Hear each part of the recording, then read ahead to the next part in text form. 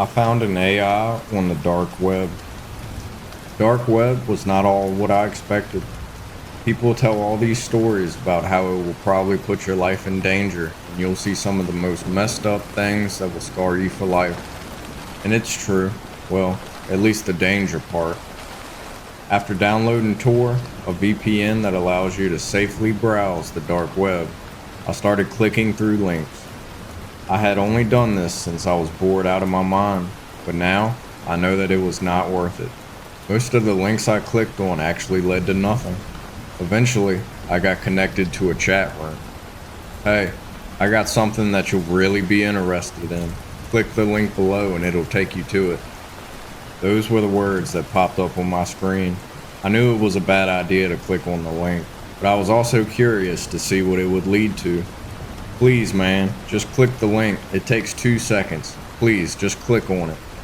By then, I was a little suspicious, not wanting my computer to have any viruses. My God, just click on the link. I'll give you $10,000. That confirmed that this thing was a scam. I was about to close the tab when I got a notification on my phone. I had received $10,000. It didn't say how I got it, and it didn't have any apps for transferring money. I assumed it was just a glitch, so I checked my bank account. To my astonishment, I actually had just gotten $10,000. There, I sent it. Now just click on the link. I didn't know what was going on, but this guy seemed desperate for me to click on this link. I don't know why, but I clicked it. I was met with a blank screen. That's it. Just blank, filling the entire screen. This had to be some kind of prank. I checked my bank account again, and the money was still there. Why did someone send me so much money just for that? It was 11:30 by that point, and I had already been browsing for an hour, so I turned my laptop off and went to sleep. Good morning, James. How are you?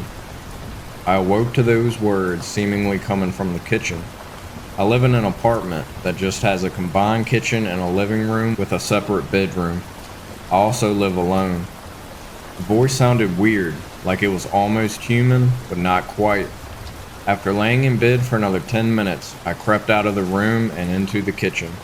There was nobody there, but my laptop was on. I could have sworn I turned it off the night before, but I tend to be forgetful, so it's not unlikely that I just forgot to.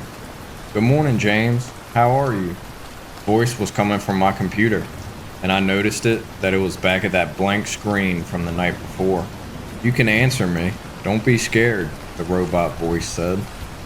I started talking to it, and it actually felt like having a conversation with a real person, even though it was just some kind of AI. My laptop's battery was getting low since I had apparently left it on all night, but I didn't care enough to charge it. This thing was just so fun and relaxing to talk to that I didn't even want to take a few seconds to charge it. I glanced at the clock, and we had already been talking for a few hours.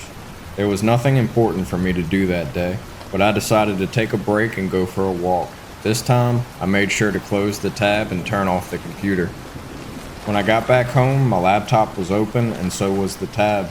I felt sick upon seeing that blank screen yet again, even though it hadn't done anything to harm me. Yet. I talked with the AI for another hour. I don't have many real people to talk to, and then it asked me a disturbing question. Which family member do you want to kill today? I was stunned.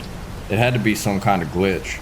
I turned off my computer and the AI continued to ask me the same question. It got to the point where I decided to destroy the laptop.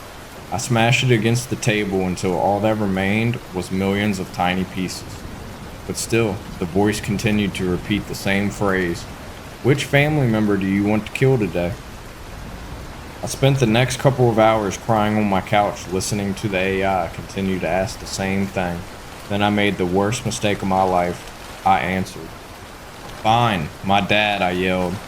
He had left the house when I was 8 and never returned, so I didn't know if he was even still alive. The voice finally stopped, and I did my best to try and calm myself.